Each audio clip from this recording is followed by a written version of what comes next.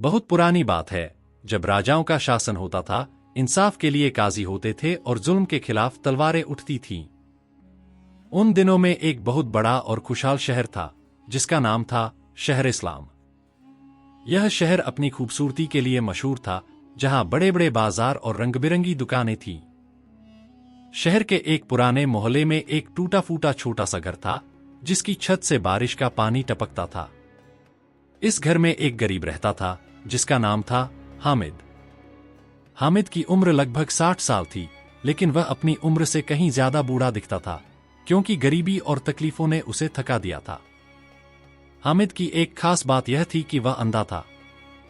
जवानी में एक बीमारी की वजह से उसकी आंखों की रोशनी चली गई थी, लेकिन ईश्वर ने उसे साफ दिल, मीठी आवाज और सबसे बढ़कर ईमानदारी की दौलत दी थी। हामिद की पत्नी रहमत लोगों के घरों में बर्तन और कपड़े धोकर गुजारा करती थी। उनका एक 25 साल का बेटा था, यूसुफ, जो बाजार में बोरियां उठाने की मजदूरी करता था। ये तीनों मिलकर बड़ी मेहनत से अपनी जिंदगी गुजार रहे थे। हामिद रोज सुबह अपनी लाठी पकड़कर मस्जिद के बाहर बैठ जाता और लोग उसे जो कुछ भी दे देते, वह उसे शुक्र के साथ स्वीकार करता। उसी शहर के केंद्र में एक शानदार महल था, जहां बादशाह शाहजहां रहते थे। वे न केवल एक शक्तिशाली राजा थे, बल्कि एक बेहद बुद्धिमान और न्यायप्रिय इंसान भी थे। एक दिन बादशाह के मन में ख्याल आया, क्या मेरी प्रजा वास्तव में ईमानदार है या वे सिर्फ मेरे डर से अच्छे बनते हैं? उन्होंने फैसला किया कि वे भेष बदलकर अपनी प्रजा को परखेंगे। अगले दिन सुबह बादशाह ने साधारण कपड़े पहने और अकेले महल से निकल पड़े। वे शहर की गलियों में घूमते हुए उस पुराने मोहल्ले की मस्जिद के पास पहुंचे, जहां हामिद बैठा था। बादशाह ने हामिद को देखा और सोचा, यह व्यक्ति अंधा है और गरीब भी, इसे ही परखता हूं। बादशाह हामिद के पास पहुंचे और कहा, अस्सलाम वालेकुम बुजुर्ग। हामिद ने जवाब दिया, वालेकुम अस्सलाम। आइए बैठिए। बादशाह ने अपना परिचय अली नाम के एक मुसाफिर के तौर पर दिया। बादशाह ने कहा, हामिद भाई, मैं एक लंबी यात्रा पर जा रहा हूं। मेरे पास कुछ कीमती सामान है, जिसे मैं अपने साथ नहीं ले जा सकता क्योंकि रास्ते में चोरी का डर है। क्या आप मेरी अमानत अपने पास रख सकते हैं? हामिद ने हिचकिचाते हुए कहा, भाई, मैं एक गरीब और अंधा आदमी हूं। मैं आपकी अमानत की रक्षा कैसे कर पाऊंगा? बादशाह बोले, मुझे आप पर भरोसा है। हामिद ने गहरी सांस ली और कहा, भाई, मैं अंधा जरूर हूं, पर अमानतदार हूं। अगर आपको मुझ पर विश्वास है, तो मैं इसे रख लूंगा। बादशाह ने अपनी कमीज के भीतर से कपड़ों का एक भारी थैला निकाला। इसमें 1000 सोने के सिक्के थे। उन्होंने वह थैला हामिद के हाथ में रख दिया। हामिद को उसके वजन का एहसास हुआ। बादशाह ने कहा, इसमें मेरी पत्नी के लिए कुछ सोने के गहने हैं। मैं 1 साल बाद वापस आकर इन्हें ले लूंगा। हामिद ने गंभीरता से कहा, भाई, अमानत में खयानत, धोखाधड़ी करना ईश्वर से दूर होना है। आपकी अमानत सुरक्षित रहेगी। बादशाह का दिल भर आया। वे हामिद का शुक्रिया अदा करके वहां से चले गए।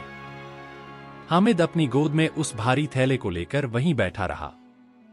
उसे एहसास था कि यह अमानत बहुत भारी है, लेकिन उसने मन ही मन ठान लिया कि चाहे कुछ भी हो जाए, वह इसकी हिफाजत करेगा। शाम को जब वह लाठी टेकते हुए घर की तरफ चला, तो वह नहीं जानता था कि यह अमानत उसकी जिंदगी का सबसे बड़ा इम्तिहान बनने वाली है। हामिद लाठी के सहारे धीरे धीरे घर पहुंचा। उसकी एक हथेली में अपनी पुरानी लाठी थी और दूसरी में वह भारी थैला। जैसे ही हामिद ने घर का दरवाजा खटखटाया, उसकी पत्नी रहमत ने दरवाजा खोला। बेटा यूसुफ भी काम से लौट चुका था। जब हामिद ने वह थैला मेज पर रखा, तो यूसुफ की जिज्ञासा बढ़ गई। अब्बू, यह क्या है? यूसुफ ने पूछा। बेटा, यह एक मुसाफिर की अमानत है, हामिद ने शांत स्वर में उत्तर दिया। रहमत ने पास आकर पूछा, इसमें क्या है?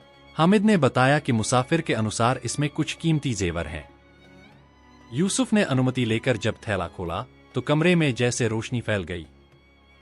सोने के सिक्के, चमकदार और कीमती। यूसुफ ने कांपते हाथों से सिक्के गिने, पूरे 1000 सोने के सिक्के। यह देखकर यूसुफ और रहमत के होश उड़ गए। यूसुफ के मन में तुरंत लालच की एक लहर उठी। उसने कहा, अब्बू, अगर वह मुसाफिर वापस न आया तो? इन सिक्कों से हमारी गरीबी मिट सकती है, हम बड़ा घर ले सकते हैं, आपका इलाज करा सकते हैं। हामिद का चेहरा गुस्से से लाल हो गया। उसने कड़क आवाज में कहा, यूसुफ, यह अमानत है और अमानत में खयानत, धोखाधड़ी करना हराम है। वह मुसाफिर वापस आए या न आए, यह धन हमारा नहीं है। हामिद के आदेश पर रहमत ने वह थैला एक पुराने संदूक में रखकर ताला लगा दिया। दिन बीतते गए।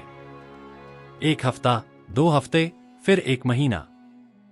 मुसाफिर का कोई पता न था। यूसुफ का मन अब अशांत रहने लगा। उसके दोस्त सलीम और पड़ोसी इनायत ने भी उसके कान भरने शुरू कर दिए। इतनी बड़ी दौलत घर में बेकार पड़ी है, हामिद बूढ़ा और पागल हो गया है, थोड़े से सिक्के इस्तेमाल कर लो, किसे पता चलेगा। 6 महीने गुजर गए। हामिद अभी भी मस्जिद के बाहर बैठकर मदद मांगता, रहमत दूसरों के घरों में काम करती और यूसुफ बोरिया उठाता। गरीबी वैसी ही थी, जबकि घर के एक कोने में 1000 सोने के सिक्के रखे थे। यूसुफ का सब्र अब जवाब दे रहा था। उसके भीतर शैतान ने डेरा डाल लिया था। एक रात जब सब सो रहे थे, यूसुफ की आंखों से नींद गायब थी। उसके मन में बस एक ही ख्याल गूंज रहा था, 6 महीने हो गए। वह मुसाफिर जरूर मर गया होगा या भूल गया होगा।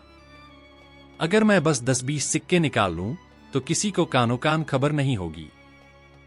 हमारी परेशानियां कम हो जाएंगी।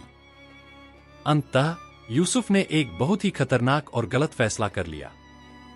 वह चुपके से उठा और उस संदूक की तरफ बढ़ा जहां अमानत रखी थी। उसे अंदाजा नहीं था कि उसका यह छोटा सा लालच उसके पूरे परिवार के लिए कितनी बड़ी मुसीबत ला सकता है। Gemini said. रात के 12 बज चुके थे। घर में सन्नाटा था, लेकिन यूसुफ की आंखों में नींद नहीं थी। उसके मन में एक युद्ध चल रहा था। एक तरफ सच्चाई थी, दूसरी तरफ लालच। यूसुफ चुपचाप उठा। उसका दिल जोर जोर से धड़क रहा था। उसने अंधेरे में दबे पांव संदूक की ओर कदम बढ़ाए। ताले की चाबी उठाकर जैसे ही उसने संदूक खोला, सोने के सिक्कों की चमक ने उसकी आंखों को चौंधिया दिया। कांपते हाथों से उसने थैले का मुंह खोला और बस 10 सिक्के निकालने ही वाला था कि यूसुफ! एक कड़क और भारी आवाज गूंजी। यूसुफ के हाथ से थैला गिर गया और सिक्के फर्श पर बिखर गए। हामिद, जो अंधा था, बिस्तर पर उठ बैठा था। उसकी आवाज में गुस्सा और गहरा दुख था। रहमत ने हड़बड़ाकर शम्मा, मोमबत्ती जलाई। कमरे का नजारा सब कुछ बयान कर रहा था। खुला हुआ संदूक, फर्श पर बिखरे सिक्के और अपराधी की तरह खड़ा यूसुफ। हामिद की आवाज कांप रही थी, यूसुफ! मैं अंधा हूं, मैं तुम्हें देख नहीं सकता, लेकिन आज तुमने मुझे सच में अंधा साबित कर दिया। मैंने सोचा था मेरा बेटा ईमानदार है, पर तुम तो मेरी आंखों से भी ज्यादा अंधे निकले। यूसुफ रोने लगा, अब्बू, मैं बस 10 सिक्के। हामिद ने उसे बीच में ही टोक दिया, सिर्फ 10? आज 10 निकालते, कल 20 निकालते। यहीं से इंसान चोर बनता है, बेटा। हम गरीब जरूर हैं। तुम्हारी मां घरों में काम करती है, तुम बोझ उठाते हो और मैं भीख मांगता हूं। हमारे पास कुछ नहीं है, लेकिन कम से कम हमारे पास ईमानदारी थी, हमारी इज्जत थी। तुमने आज उस इज्जत का सौदा करना चाहा?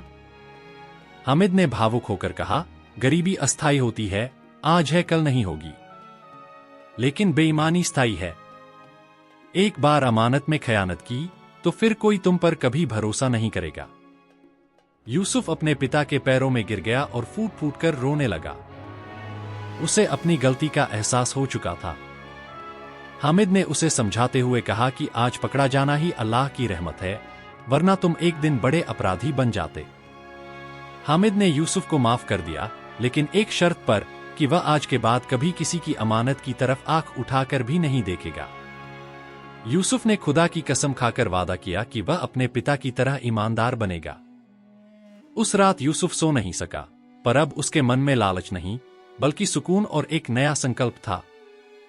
उसने जीवन का सबसे बड़ा सबक सीख लिया था, ईमानदारी ही सबसे बड़ी दौलत है। उस रात के बाद यूसुफ पूरी तरह बदल चुका था। 7, 8, 9 महीने गुजर गए, पर किसी मुसाफिर का पता न था। अब हामिद के परिवार को कोई घबराहट नहीं थी, क्योंकि वे जान चुके थे कि अमानत की हिफाजत ही उनका धर्म है। आखिरकार 1 साल पूरा हो गया। एक सुबह जब हामिद मस्जिद में था और यूसुफ काम पर, तब दरवाजे पर दस्तक हुई। रहमत ने दरवाजा खोला तो देखा वही साधारण कपड़ों वाला मुसाफिर खड़ा है। मुसाफिर के आने पर हामिद को बुलवाया गया। हामिद ने मुसाफिर की आवाज सुनते ही उसे पहचान लिया और रहमत से अमानत का थैला लाने को कहा। मुसाफिर ने जब सिक्के गिने तो वे पूरे 1000 थे। मुसाफिर ने हैरान होकर हामिद से पूछा, हामिद साहब, आप इतने गरीब और नेत्रहीन हैं, फिर भी आपने 1 साल तक इन सिक्कों को छुआ तक नहीं? हामिद ने मुस्कुराकर जवाब दिया, यह आंखों का नहीं, दिल का मामला है। मेरी आंखें भले ही अंधी हो, लेकिन मेरा दिल अंधा नहीं है। अमानत ईश्वर की निशानी है और मैं उससे डरता हूं। तभी यूसुफ काम से लौटा। मुसाफिर को देखकर उसे वह रात याद आ गई और उसने हिम्मत जुटाकर अपना गुनाह कबूल कर लिया। उसने बताया कि कैसे एक बार उसके मन में लालच आया था, लेकिन उसके पिता के सबक ने उसे सही रास्ता दिखाया। उसने साफ शब्दों में कहा, गरीबी अस्थाई है, लेकिन बेईमानी स्थायी। मुसाफिर की आंखों में आंसू आ गए।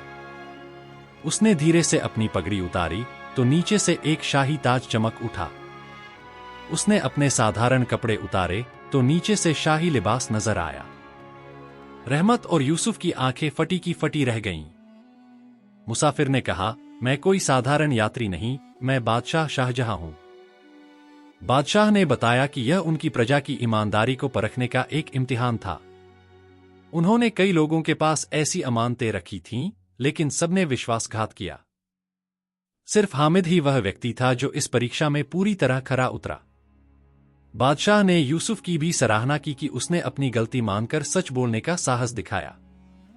शाहजहां ने हामिद के सामने झुककर कहा, हामिद साहब, आपने मुझे शर्मिंदा कर दिया। मेरे पास आंखें हैं, फिर भी मैं अपनी प्रजा को पूरी तरह नहीं देख पाता, लेकिन आप नेत्रहीन होकर भी सत्य और असत्य का फर्क देख गए। आपने अमानत की सही पहचान की। हामिद ने इसे ईश्वर की कृपा बताया। बादशाह ने घोषणा की, कल आपको शाही महल में आमंत्रित किया जाएगा, जहां आपको उचित सम्मान और इनाम दिया जाएगा। हामिद को अभी अंदाजा भी नहीं था कि यह इनाम उसकी और उसके परिवार की जिंदगी हमेशा के लिए बदलने वाला है। अगले दिन सुबह शाही सुरक्षाकर्मी हामिद के घर पहुंचे। उन्होंने आदर के साथ कहा, हामिद साहब, बादशाह सलामत ने आपको दरबार में याद किया है। रहमत थोड़ी घबरा गई, लेकिन सैनिकों ने मुस्कुराते हुए बताया कि बादशाह इनाम देना चाहते हैं। हामिद और यूसुफ जब शाही महल पहुंचे तो महल की शान और शौकत देखकर यूसुफ दंग रह गया। संगमरमर की दीवारें और सोने की नक्काशी वाली छतें। दरबार में मंत्रियों और दरबारियों के बीच बादशाह शाहजहां ने सबको हामिद की ईमानदारी की कहानी सुनाई। बादशाह ने घोषणा की, हम हामिद साहब को उनकी अमानतदारी के लिए 10,000 सोने के सिक्के इनाम में देते हैं। पूरा दरबार तालियों की गड़गड़ाहट से गूंज उठा। लेकिन हामिद ने विनम्रता से हाथ उठाया और कहा, हुजूर, मैं यह इनाम स्वीकार नहीं कर सकता। मैंने कोई एहसान नहीं किया, सिर्फ अपना फाराजा निभाया है। अमानत की हिफाजत मेरी जिम्मेदारी थी। हामिद की महानता देखकर बादशाह की आंखों में आंसू आ गए। उन्होंने कहा, हामिद साहब, आप जैसे लोग विरले हैं। मैं आपको अपना वजीर अमानत बनाना चाहता हूं, ताकि आप लोगों को ईमानदारी सिखा सकें। हामिद ने एक शर्त पर यह पद स्वीकार किया कि उन्हें जो भी वेतन या धन मिलेगा, वे उसे गरीबों, विधवाओं और अनाथों में बांट देंगे। बादशाह ने उन्हें अमीन उल मुल्क, देश का सबसे बड़ा अमानतदार, के खिताब से नवाजा। बादशाह ने यूसुफ को भी बुलाया और कहा, यूसुफ, तुमने गलती की लेकिन उसे मान लिया और तौबा, प्रायश्चित की। जो व्यक्ति गलती से सबक सीख ले, वह सबसे अधिक भरोसेमंद होता है। आज से तुम शाही खजाने के रक्षक, कस्टोडियन हो। हामिद का जीवन बदल गया। उन्हें अच्छा घर मिला, यूसुफ को सम्मानजनक नौकरी। लेकिन हामिद ने अपनी सादगी नहीं छोड़ी। वे हमेशा गरीबों की सेवा में लगे रहते। यूसुफ ने भी पूरी ईमानदारी से खजाने की रक्षा की और कभी एक पैसे का भी गलत इस्तेमाल नहीं किया। 10 साल बाद जब हामिद बहुत वृद्ध हो गए और बीमार पड़े तो उन्होंने यूसुफ को अपने पास बुलाकर अंतिम नसीहत दी, बेटा याद रखना, असली दौलत सोना नहीं बल्कि ईमानदारी है। आंखें अंधी हो सकती हैं लेकिन दिल अंधा नहीं होना चाहिए। हमेशा दिल की रोशनी से देखना। हामिद के निधन पर पूरी सल्तनत में शोक छा गया। खुद बादशाह उनके जनाजे में शामिल हुए। उनकी कब्र पर लिखवाया गया, यहां एक ऐसा व्यक्ति सो रहा है जिसकी आंखें अंधी थीं लेकिन दिल रोशन था। उसने साबित किया कि ईमानदारी ही सबसे बड़ी पूंजी है। सालों बाद जब यूसुफ बूढ़ा हुआ तो वह अपने पोते को यही कहानी सुना रहा था। पोते ने पूछा, दादा जान, इस कहानी से क्या सीखा? यूसुफ ने मुस्कुराकर कहा, यही कि गरीबी अस्थायी है पर बेईमानी स्थायी। और सबसे बड़ी बात, इंसान की पहचान उसके कपड़ों से नहीं, उसकी अमानतदारी से होती है। भाग 1, एक अनूठी अमानत। हामिद 60 वर्षीय नेत्रहीन वृद्ध, अत्यंत निर्धन परंतु परम ईमानदार। रहमत हामिद की पत्नी जो दूसरों के घरों में काम करती है। यूसुफ 25 वर्षीय पुत्र जो बाजार में मजदूरी, बोझा ढोना करता है। बादशाह शाहजहां प्रजा की ईमानदारी परखने के लिए भेष बदलकर निकलते हैं। वे मस्जिद के बाहर हामिद से मिलते हैं और खुद को एक मुसाफिर बताकर 1000 सोने के सिक्कों का थैला उसे सौंप देते हैं। हामिद कहता है, मैं अंधा हूं पर अमानतदार हूं। बादशाह 1 साल बाद लौटने का वादा करते हैं। भाग 2, लालच की आजमाइश। घर पहुंचने पर जब थैला खोला गया तो सोने के सिक्के देख पूरा परिवार दंग रह गया। यूसुफ का मन, हम इतने गरीब हैं, अगर वह मुसाफिर न लौटा तो ये सिक्के हमारे हो सकते हैं। हामिद का रुख, यह अमानत है और अमानत में खयानत हराम है। महीने गुजरते गए। पड़ोसियों ने उकसाया कि सिक्के इस्तेमाल कर लो, पर हामिद तस से मस न हुआ। धीरे धीरे यूसुफ का सब्र टूटने लगा। भाग 3, यूसुफ की भूल और पश्चाताप। एक रात यूसुफ ने सोचा, सिर्फ 10 सिक्के निकाल लूं, किसे पता चलेगा। आधी रात को उसने संदूक खोला, पर तभी हामिद जाग गया। हामिद ने दुखी होकर कहा, मैं अंधा हूं, पर तुम तो अक्ल से अंधे हो गए। गरीबी अस्थायी है, पर बेईमानी स्थायी। हामिद ने समझाया कि पकड़ा जाना ईश्वर की कृपा है, वरना तुम हमेशा के लिए चोर बन जाते। यूसुफ रो पड़ा और उसने सच्ची तौबा, प्रायश्चित की। भाग 4, मुसाफिर की वापसी और खुलासा। 1 साल पूरा हुआ और वही मुसाफिर वापस आया। हामिद ने पूरे 1000 सिक्के वापस कर दिए। मुसाफिर ने पूछा, इतनी गरीबी में भी आपने एक सिक्का नहीं निकाला? हामिद का जवाब, यह आंखों का नहीं, दिल का मामला है। तभी मुसाफिर ने अपना असली भेष जाहिर किया, वह बादशाह शाहजहां थे। उन्होंने कहा, यह एक इम्तिहान था और आप सफल हुए। भाग 5, वास्तविक दौलत और सम्मान। अगले दिन दरबार में बादशाह ने हामिद को 10,000 सोने के सिक्के देने चाहे, पर हामिद ने मना कर दिया, मैंने सिर्फ अपना फाराजा निभाया है। बादशाह ने हामिद को अमीन उल मुल्क, देश का रक्षक, का खिताब दिया। यूसुफ को शाही खजाने का निरीक्षक बनाया गया क्योंकि जो अपनी गलती से सीख ले वही सबसे भरोसेमंद है। अंतिम दृश्य, सच्ची विरासत। सालों बाद हामिद का निधन हुआ। उनकी कब्र पर लिखा गया, यहां एक ऐसा नेत्रहीन फकीर दफन है जिसकी आंखें अंधी थीं पर दिल रोशन था। असली दौलत ईमानदारी है। बूढ़ा यूसुफ अपने पोते को यही कहानी सुनाते हुए कहता है, याद रखना बेटा, असली दौलत सोना नहीं, ईमानदारी है। भाइयों और बहनों, हामिद की इस कहानी से हमें सबसे बड़ी सीख यही मिलती है कि ईमानदारी से बढ़कर दुनिया में कोई और दौलत नहीं है। आजकल हम में से बहुत से लोग छोटी छोटी बातों में अमानत में खयानत, धोखा कर जाते हैं, जैसे दोस्त से लिया कर्ज समय पर वापस न करना, किसी का गुप्त राज, सीक्रेट दूसरों को बता देना, ऑफिस के काम के समय मोबाइल पर वक्त बर्बाद करना या अपने माता पिता का भरोसा तोड़ देना। लेकिन हमेशा याद रखिए, गरीबी अस्थाई, टेम्पररी है, लेकिन बेईमानी स्थायी, परमानेंट है। आज आप गरीब हैं, तो कल अमीर हो सकते हैं, लेकिन अगर एक बार आपकी ईमानदारी पर शक की उंगली उठ गई तो लोग फिर कभी आप पर भरोसा नहीं करेंगे। हामिद नेत्रहीन और गरीब जरूर था, लेकिन उसकी इसी ईमानदारी ने उसे अमीनुल मुल्क, देश का सबसे भरोसेमंद व्यक्ति बना दिया। तो आइए आज हम सब मिलकर यह संकल्प प्रण लें, चाहे दुनिया में कोई हमें देख रहा हो या नहीं, ईश्वर तो देख ही रहा है। हम कभी किसी की अमानत में खयानत नहीं करेंगे। एक छोटी सी चोरी, एक छोटा सा झूठ या जरा सी बेईमानी, ये सब शैतान के वे कदम हैं जो धीरे धीरे आपको बर्बादी की ओर ले जाते हैं। लेकिन अगर आप ईमानदार रहते हैं, धैर्य रखते हैं और मेहनत की कमाई खाते हैं, तो ईश्वर आपकी मदद जरूर करेगा। भले ही इसमें समय लगे, पर सब्र का फल हमेशा मीठा होता है। हमेशा याद रखिए, असली दौलत ईमानदारी है, सोना नहीं।